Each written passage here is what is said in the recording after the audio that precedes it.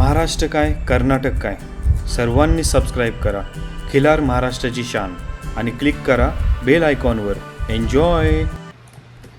नमस्कार मंडळी, खिलार महाराष्ट्राची शान या यूट्यूब चॅनेलवर मी सूरज दिघे आपल्या सर्वांचं सहर्ष स्वागत करतो. आज आपण अशाच एका सुंदर जातीवंत वळू बैल सांभाळणाऱ्या शेतकऱ्याकडे जात आहोत.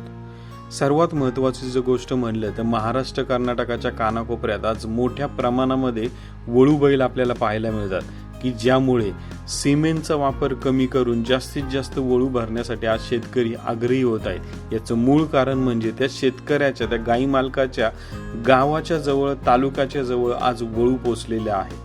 आणि सर्वात महत्त्वाचं म्हणजे हे वळू मालक, एक गोष्ट आज आपल्याला वेगळेपण यांच्यातलं जर म्हणलं तर एक वळू नाही, जवळपास आज प्रत्येकाच्या दावणीला कमीत कमी 2-3 तरी वळू हे मालकांकडे पाहायला मिळतात. आणि आज आपण अशा एका खिलार फार्ममध्ये पोहोचलेलो आहोत की ज्या फार्मचं नाव आहे जगदंब खिलार फार्म. हे मुक्काम पोस्ट गणेगाव खालसा, तालुका शिरूर, जिल्हा पुणे येथे हा फार्म आहे. पोचल्यानंतर मालकाचं रोजच्या दिनचर्येतलं कामकाज चालू होतं. शेण काढणं असेल, वैरण टाकणं असेल. आज एक गोष्ट जर बघितली तर दावणीला आपल्यासोबत असलेली गडी माणसं, याच्यासोबत मालकाने देखील तिथे आपल्या हाताने शेण काढणं असेल, वैरण टाकणं असेल, बैल धुणं असेल, बैलांची सोडबाण करणं असेल, या सगळ्या कामामध्ये त्यांनी स्वतःला तिथे गुंतून घेणं गरजेचं आहे. नाहीतर नुसतीच जातीवंत बैल आणली आणि ती आपल्या गाड्याच्या अंगावर, त्याच्या जबाबदारीवर सोडून आपण तसं चालत नाही. आपल्याला स्वतःला त्याच्यामध्ये सहभाग हा घ्यावाच लागतो. फार्ममध्ये पोहोचल्यानंतर मालकाकडून त्यांच्या दावणीला असलेल्या 3ही वेगवेगळ्या उपजातीच्या खिलारच्या माहिती आपण घेतली की ज्याच्यामध्ये या मालकाकडे एक विशेष गोष्ट म्हणलं तर सर्वात पहिली गोष्ट म्हणजे जातीवंत कपिला खिलार, त्यानंतर काजळी खिलार आणि सध्या सर्वात समोर पाहत असलेला कोसा खिलार हा बैल उपलब्ध आहे. आणि एक गोष्ट जर म्हणलं तर पुणे जिल्ह्यामध्ये याच्या अगोदर मागच्या काळामध्ये मोठ्या प्रमाणात वळू नाहीच नव्हते, शक्यतो खूप क्वचित होते. पण आज मोठ्या प्रमाणामध्ये आपल्याला वळू पाहायला मिळतात, ही विशेष गोष्ट आहे.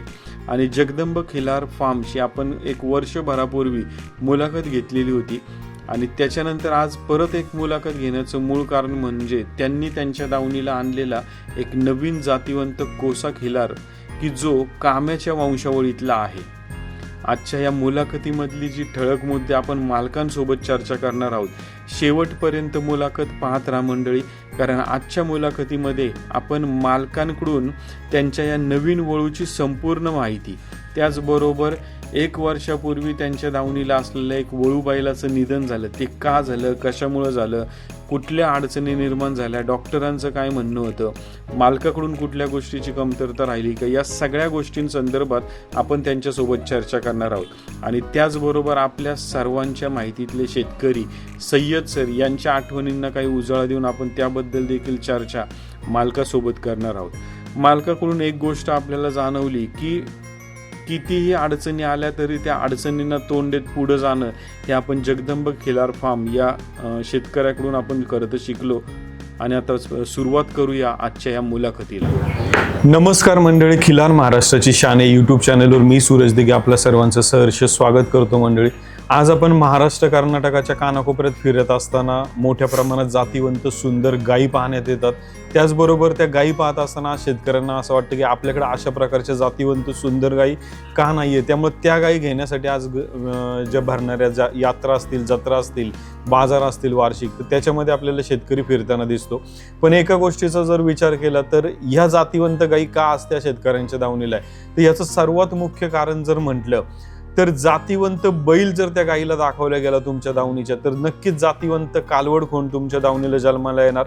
आज आपण अशा एका विशेष दावणीला आहोत की ज्यांच्या दावणीला 3 वेगवेगळ्या उपजातीचे जातीवंत खिलार बैल आहेत की ज्याच्यामध्ये कपिला खिलार असेल, काजळी खिलार असेल आणि एक जातीवंत कोसा खिलार बैल आहे. पुणे जिल्ह्यामध्ये हे ठिकाण आहे. आपण मालकांशीच डायरेक्ट बोलूया. मालक नमस्कार. आम्हाला तुमचं संपूर्ण नाव आणि कुठं हे ठिकाण, आम्हाला ही माहिती द्या. ओंकार शिवाजी कडले माझं नाव. ठिकाण हे शिक्रापूर पासून 1-5 किलोमीटर गणेगाव खालसा म्हणून गाव आहे. तिथं आपले जगदंब खिलार फार्म आहे. मालक, आता आम्ही काही दिवसांपूर्वी तुमच्या 8-9 महिन्यापूर्वी एक मुलाखत चॅनलवरती टाकली होती, तर त्यावेळेस आम्ही तुमच्या दावणीची मुलाखत सगळ्या बैलांची माहिती घेतली होती. आम्हाला आज तुमच्या दावणीला एक नवीन बैल तुम्ही आणलाय, तर काय त्या बैलाचं विशेष आहे ती गोष्ट आम्हाला सांगा. तो बैल आपला जो तुम्ही मागच्या वेळेस चालते मडसनाळ काम्याचा मुलगा आपला पुणेकरांचा काम्या होता, त्याचा हा भाऊ आहे. तो बैल वारला आपल्याकडे. वारल्यानंतर आपण हा बैल आणला.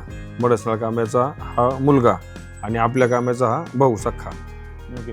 आता मला एक विचारायचं आहे की आज हा दावणीला आणलेला बैल याचं निवड प्रक्रिया कशा पद्धतीने केली, की आता तुम्ही म्हणले की मागच्या मडसनाळ काम्याचाच हा भाऊ आहे, मग आपण एखाद्या दुसऱ्या वंशावळीतला बैल नाही बघितला का, किंवा हाच बघितला, ह्याचं काय मुख्य कारण? काय झालं, मडसनाळ लाईन ही मला आवडतीची लाईन, आणि आवडतीचं कारण असं की सय्यद सर आमचे आपल्या परिचयाचे सय्यद सर आमचे मित्र, ते आता नाही आहेत. त्यांच्या मार्गदर्शनाने आणि त्यांच्या संगतीत म्हणा किंवा त्यांचं मार्गदर्शन आम्हाला खूप लाभलं. मडसनाळ आणि शरीर क्षेत्रासाठी खूप चांगली, म्हणजे बैलाला छाती पाहिजे, बैलाची पायाची फुटिंग मजबूत पाहिजे, पल्ला पाहिजे, बैलात ताकद पाहिजे, दम पाहिजे, आणि दमाचं नाव म्हणजे मडसनाळ काम्या लाईन. त्याच्यामुळं आपण तो काम्या आणला होता. त्या काम्यानंतर हा काम्या आणला. हा काम्या निवडायचं कारण एकच की आपल्या पुणे भागात काय होतंय, आज गाय आहेत पण गावरान पद्धतीचे गाय आहेत, मापाला बारीक आहेत म्हणा. मग आपण हे वळू आणायचं कारण की बाबा चांगल्या पद्धतीचे गायी आपल्याकडे तयार झाल्या तर लोक आवडीने पाळतील, आणि त्यांच्या होणारे पैदाशी चांगल्या पद्धतीचे झाल्या तर अजून मजा येईल त्यांच्याकडे पाळायला सुद्धा. आता आम्ही एक गोष्ट बघितली की नुकतंच एक आज सकाळी तुमच्याकडे यायच्या अगोदर एक मुलाखत घेतली, ज्या मालकाच्या दावणीला जवळपास 14 ते 15 लिटर दूध देणारी गाय आहे, आणि त्या गायीच्या पोटी आत्ताची कालवड जन्माला आली, ती तुमच्या दावणीच्या एका वळू बैलाची पैदास आहे. तर आता ह्या परिसरामध्ये गायी असण्याचं प्रमाण, किंवा तुम्ही वळू क्षेत्रामध्ये आलात आणि त्याच्यानंतरचा जो काही फरक तुम्हाला जाणवतोय, कसा पॉझिटिव्ह आहे, निगेटिव्ह आहे, काय अंदाज या क्षेत्राचा ह्या भागातला आहे? काय होत होतं, 3-3.5 वर्षापूर्वी मी गाई घेतल्यानंतर मला प्रश्न आला की बाबा आता ही गाई लावायची कशी. मग ते सिमेंट्स हाच प्रकार माहिती आहे मला, जास्त याच्यातला अभ्यास नसल्यामुळे आपण ते सिमेंट्सचा विचार केला. त्याच्यानंतर हळूहळू ही चॅनल पाहायला लागलो. चॅनल गेले वळू भरायचा कुठं, मग सातारा सांगली ह्या परिसरात जाण्यापेक्षा आम्ही काय केलं, एक सुभेदार वळू आणला आपला. सुभेदार आणता आम्ही तुमच्या मार्गदर्शनाने फिरत गेलो. मग हे वळू क्षेत्र म्हणजे काय समजलं.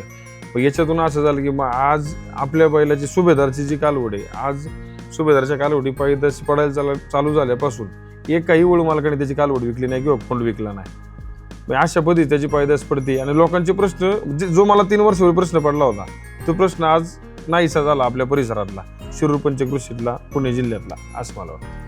मंडळी, ह्या मुलाखतीमधलं जर एक गोष्ट, जसं मालक म्हणले की सुभेदारची पैदास आज जिथे जिथे आहे तिथे मालक स्वतः विचारतात की आम्हाला मिळेल का, तर नाही देते शेतकरी खरं पाहायला गेलं तर.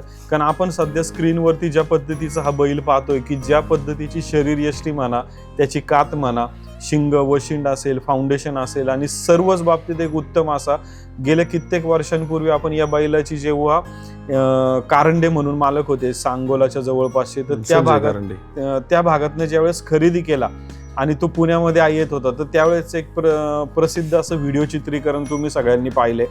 मालक, आता एक गोष्ट आम्हाला शेतकऱ्यांतर्फे तुमचं नक्कीच आम्ही कौतुक करू की आज आम्हाला आवड प्रत्येकाची वेगवेगळी, हाताची पाची बोटं सारखी नाही, पण तुमच्याकडे आल्यानंतर आज एक गोष्टीचा आम्हाला आनंद आहे. आम्हाला काजळी भरायचं असेल तर काजळी एक कोसा आहे, आणि त्याचबरोबर कपिला पण आहे. आत्ताचा जो नवीन बैल आहे कोसा बैल, त्याचा आपण काय फी घेतो, त्याचे किती गायी भरल्या गेल्यात, काही पैदास पाहिला आहे का, तर काय रिपोर्ट आहे सध्या त्याचा? बैल आपण आणून 1.5 महिना झाला. बैलाने 60 ते 70 गायी भरल्यात, आणि रिपीटचं प्रमाण कमी आहे बैलाचं. मंडळी, आता हा जो कोसा खिलार बैल सध्या आपण स्क्रीनवर पाहतो, तर एक गोष्ट जर म्हणलं तर आज म्हणजे शेतकऱ्याचं कुठल्याही एका गोष्टीमध्ये भागत नाही. तो म्हणतो की आज मला माझ्या या दावणी ह्या बैलापासून घेतलेली पैदास, या बैलापासून झालेलं जे काही कालवड खोंड असेल तो माझा शर्यती म्हणजे झालंच त्याची शरीरयष्टी. आता दावणीला जेव्हा एखाद्या गाईच्या पोटी एखादं वासरू जन्माला येतं, ते कुठल्या तरी मार्गाला जाणार एवढं कन्फर्म असतं. ते शर्यतीत तरी पळल, ते शेती कामाला तरी जाईल, ते प्रदर्शनात तरी जाईल, किंवा वळू क्षेत्रामध्ये जाईल. तर अशा पद्धतीचं क्वालिटी वळू जो म्हणतोय तो सध्या आपण स्क्रीनवर या मालकांचं नक्कीच पाहतोय. कारण आज देखणेपणा पण प्रत्येकाला हवंय. शर्यतीत पाळणारं वासरं आज बऱ्याच जणांची आहे, पण त्याचबरोबर त्याचा देखणेपणा त्याच्या सोबत असेल तर मालकाचं कौतुक म्हणा, किंवा मालकाचं अजून नाव जास्तीत जास्त इकडे तिकडे पसरण्याचं काम मोठ्या प्रमाणात आपण पाहतोय. आणि आता हल्लीच्या काळामध्ये सोशल मीडियाच्या माध्यमातून शेतकऱ्यांना देखील देशी गोवंश काय, सिमेंटपेक्षा वळूच का भरला पाहिजे याचं नॉलेज आता त्यांना चांगल्या पद्धतीचं झालंय आणि आज शेतकरी मोठ्या प्रमाणामध्ये वळूचा वापर करतोय. मला त्याची किती फी आहे या कोसा बैलाची? 2,500 रुपये फी घेतो आपण त्याची. 1 महिन्यात गाय उलटली तर आपण रिपीट परत भरून देतो. आणि दुसरा जो सुभेदार आणि कपिला 3 इंच. मला कधी इथं असं होतं का की एखादा मालक, आता 3 बैल आहे, आता व्हिडिओच्या माध्यमातून एखाद्याने सोशल मीडिया पाहिलं, कपिला बघितला, त्याला तो आवडला, हिथं आल्यानंतर त्याचा विचार बदलून तो कोसाकडे पण होतो ना, असं बऱ्याच वेळा होतो. मग इथं आल्याच्या नंतर बैल बैल पहिलं कन्फ्युज होतो माणूस, म्हणजे आता भरायचा कोणता. मग अशा हिशोबाने ते त्या क्षणी त्याला जे वाटेल तो माणूस तो वळ भरून घेतो काय.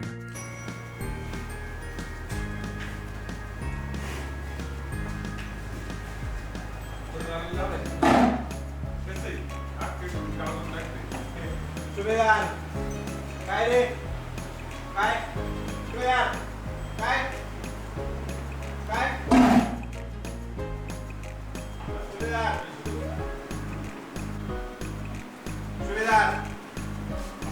काय काय रे. आज मालकाच्या दावणीला असलेल्या या जातीवंत काजळी खिलार सुभेदार नावाच्या वळूबद्दल जर आपण बोलायचं म्हणलं तर याची आणि आपली भेट ही चॅनलच्या माध्यमातून याच्या अगोदर पुण्यातील विधाते यांनी जेव्हा कारंडे यांच्याकडून खरेदी केली सांगोला भागातून, तर त्यावेळेस सर्वात प्रथम आपण त्या मिरवणुकीमध्ये तेथे केलेलं चित्रीकरण आपण पाहिलं होतं. त्यानंतर बऱ्याचशा प्रदर्शनामध्ये चॅम्पियन असेल, पारितोषिक मिळवणं असेल, यावेळेस आपण या बैलाची कारकीर्द पाहिली. आणि त्यानंतर आता जगदंब खिलार फार्ममध्ये सध्या त्याला पाहत आहोत. जर काजळी खिलारमध्ये सध्या महाराष्ट्रामधल्या जर वळूंची जर चर्चा केली तर त्यामधली एक टॉपची वस्तू सध्या जगदंब खिलार फार्म यांच्या येथे आहे म्हणायला नक्कीच आपण बोलूया ती गोष्ट. आणि सर्वात महत्त्वाची गोष्ट जर म्हणलं तर काजळी खिलारमध्ये एवढा गरम बैल की जो ॲग्रेसिव्ह बैल एखाद्या कोसा खिलारला देखील लाजवेल असं एक जातीवंत सुंदर धिप्पाड फाउंडेशन असेल, शरीर असेल, त्याचं छाती असेल, शिंग असेल, तोंड असेल, कान असेल, मागचं चौक असेल, या सर्वच बाबतीमध्ये सुंदर असा बैल आपण पाहतोय. आणि मालकांकडून आपण त्यांनी मुलाखतीमध्ये सांगितलं आहे की त्याच्या बऱ्याचशा कालवडी ज्या पैदास झाल्यात त्यांची मालक स्वतः ते घेऊ इच्छित आहेत, पण ते ज्या मालकांच्या दावणीला त्यांचा जन्म झाला आहे ते देऊ इच्छित नाही. कारण जातीवंत आणि सुंदर अशा काजळी खिलार कालवडी त्यांना त्या माध्यमातून मिळाल्या. आणि पलीकडं पाहत असलेला आपण कपिला खिलार पाहतोय की ज्याच्या देखील पैदास मोठ्या प्रमाणामध्ये आपल्याला जगदंब खिलार फार्मच्या माध्यमातून पाहायला मिळतात.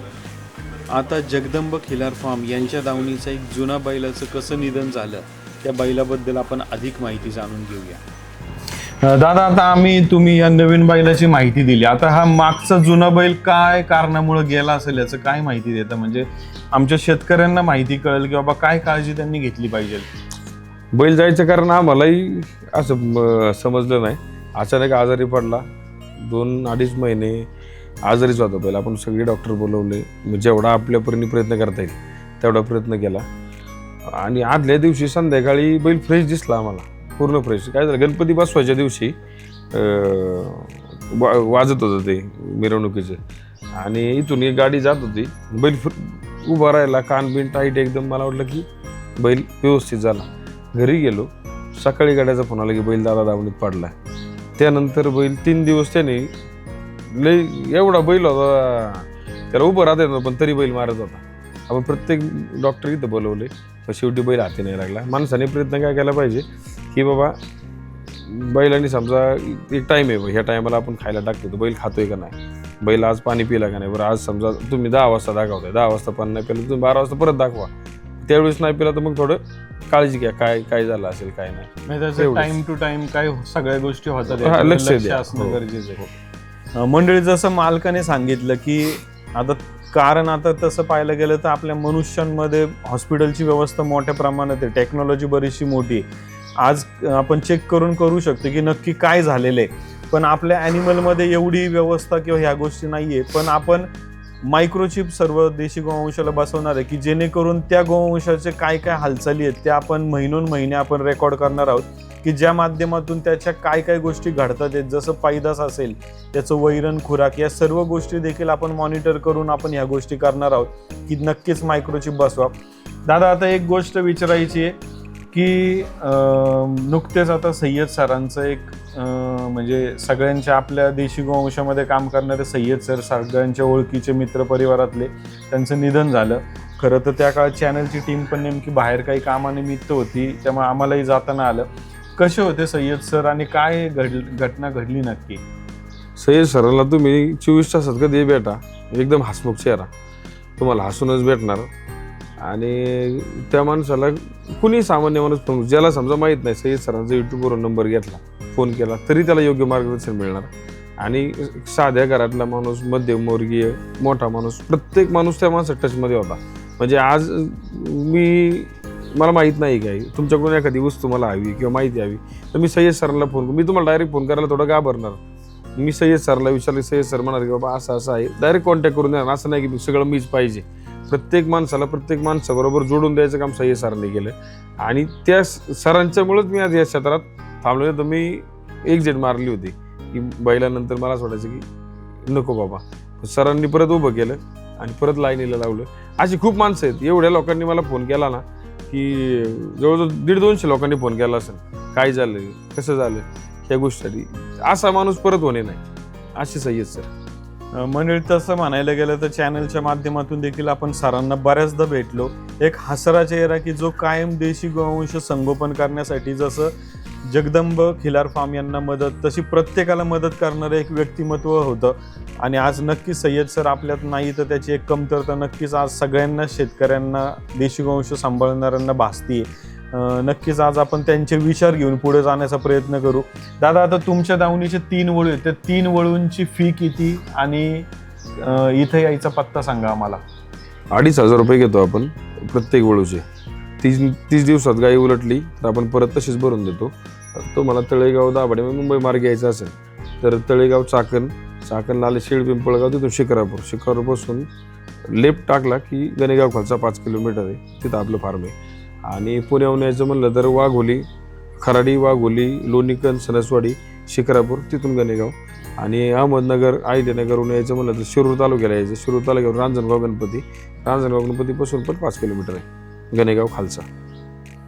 दादा, आता एक गोष्ट जर पाहिली तर आज खिलार क्षेत्रामध्ये किंवा तुम्ही ज्या क्षेत्रात काम करताय, मागे आम्ही मुलाखतीच्या दरम्यान पाहिलं की मित्रमंडळी मोठ्या प्रमाणात कामाला, मदतीला असतात तुम्हाला इथं. तर काय त्यांचं महत्त्व किंवा कसं योगदान आहे त्यांचं तुमच्यासोबत?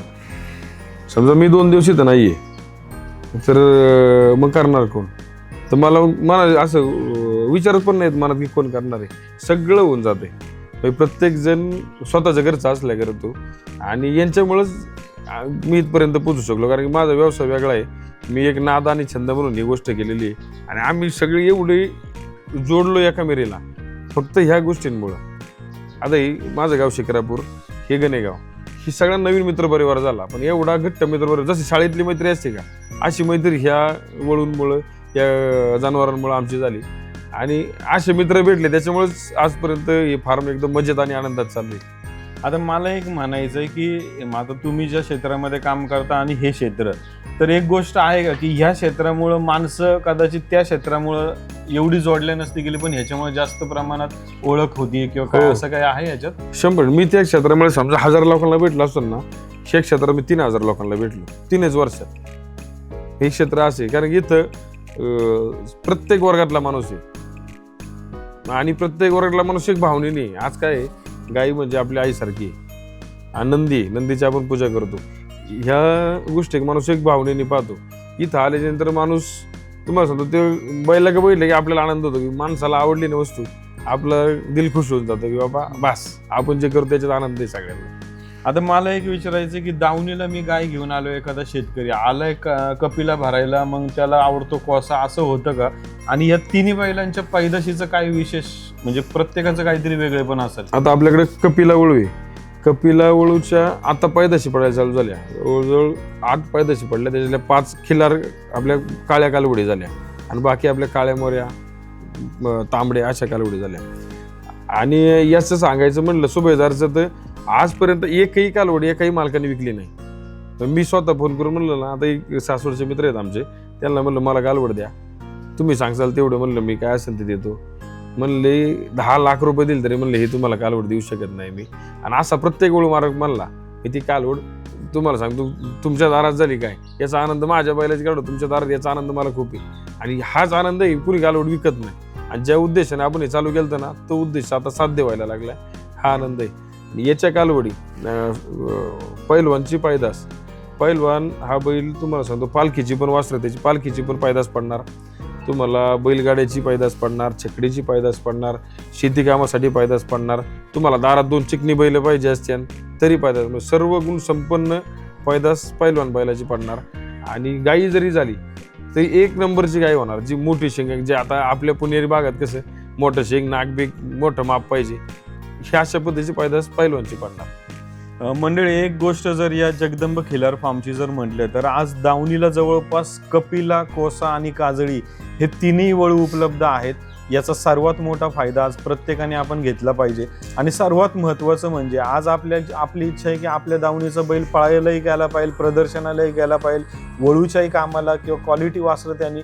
त्यामुळे या फार्मला असलेल्या वळू बैलाकडून नक्कीच भरलं पाहिजे आपण आपली गाय. आणि सर्वात महत्त्वाचं म्हणजे सध्या स्क्रीनवर आपण पाहत असलेला जो कोसा खिलार बैल आहे, याचं तोंड, शिंग, देखणेपणा, डोळे असेल, फाउंडेशन असेल, छाती असेल, या सगळ्याच बाबतीमध्ये एक उजवा असा बैल आज आपल्याला पाहायला मिळतोय. तर नक्कीच याची पैदास घेण्याचा प्रयत्न करा. आणि सर्वात महत्त्वाचं म्हणजे की आज मालक जसं सांगतोय की आज शेतकरी त्यांच्याकडे पैदास झाल्यात पण ते द्यायला मागत नाही का, तर जातीवंत सुंदर कालवडी जन्माला आलेल्या आहेत. तर हेच मुख्य कारण आहे आज आपल्या दावणीला असलेल्या सर्वसाधारण गाईला अशा प्रकारचे वळू भरल्यानंतर आपण काय करायचो, याच्या अगोदर सिमेंट भरत होतो किंवा जो बैल उपलब्ध होईल आपल्या जवळपासचा त्याचा. पण आज पुणे जिल्ह्यामधलं एक गोष्ट जर कौतुकाची म्हणलं तर आज या शेतकऱ्यांनी एक नाही तुमच्यासाठी 3-3 वळू तिथं उपलब्ध आहे. तर या वळूंचा वापर आपण नक्कीच केला पाहिजे. मालक, एकदा आम्हाला तुमचं नाव आणि फोन नंबर सांगा. माझं नाव ओंकार शिवाजी कर्डिले, मोबाईल नंबर 7775074040. आपलं फार्म गणेगाव खालसामध्ये, तालुका शिरूर, जिल्हा पुणे.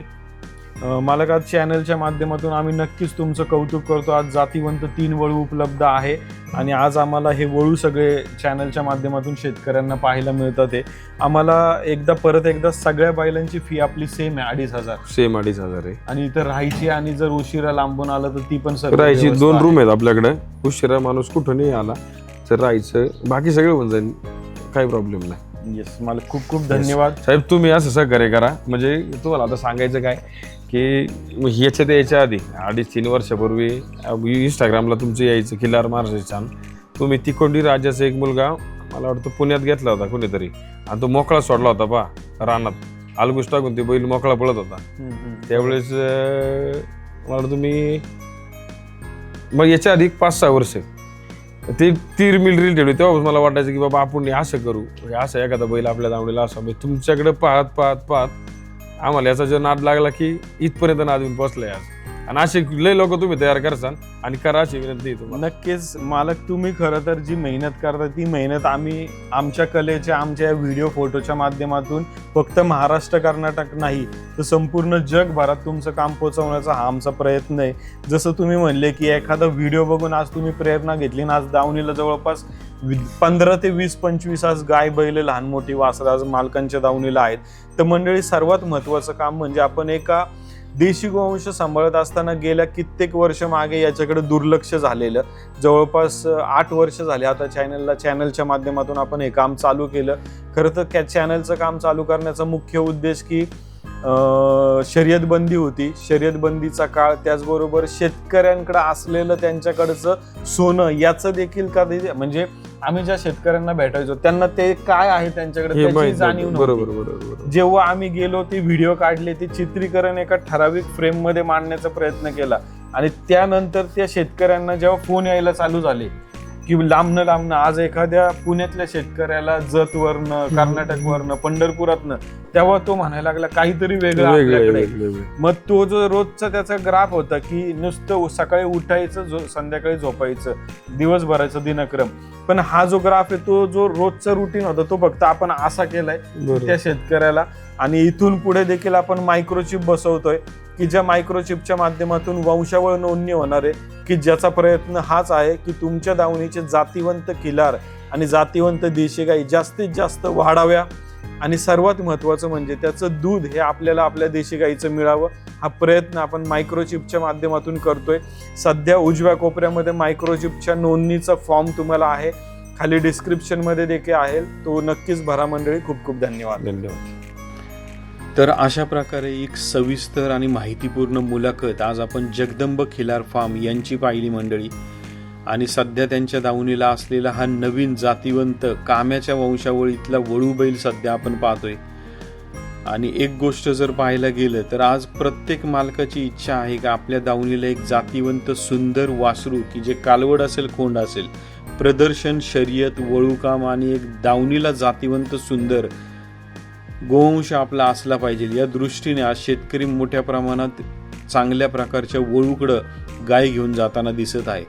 आणि आज जर तसं पाहायला गेलं तर गावोगावी गायी वाढण्याचं मुख्य कारण हे वळू मालक आहेत.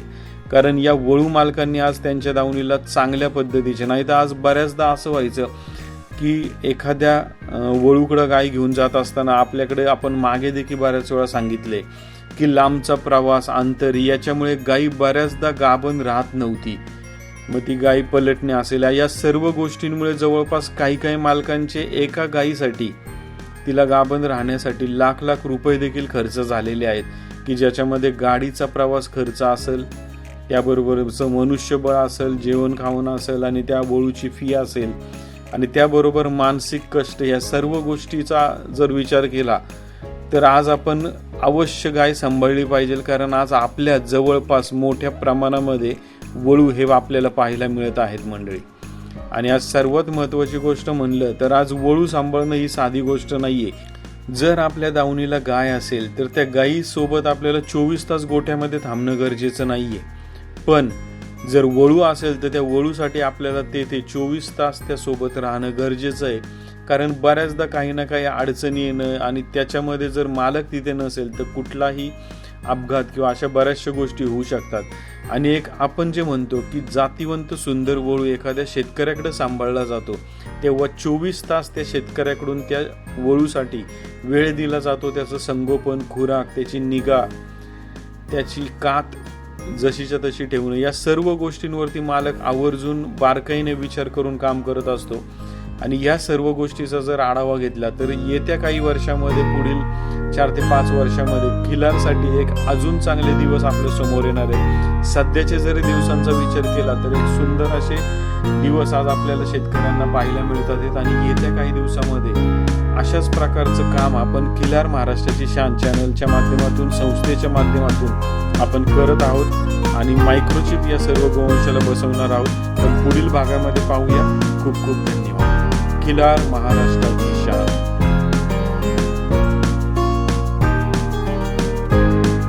खिल्लार महाराष्ट्राची शान.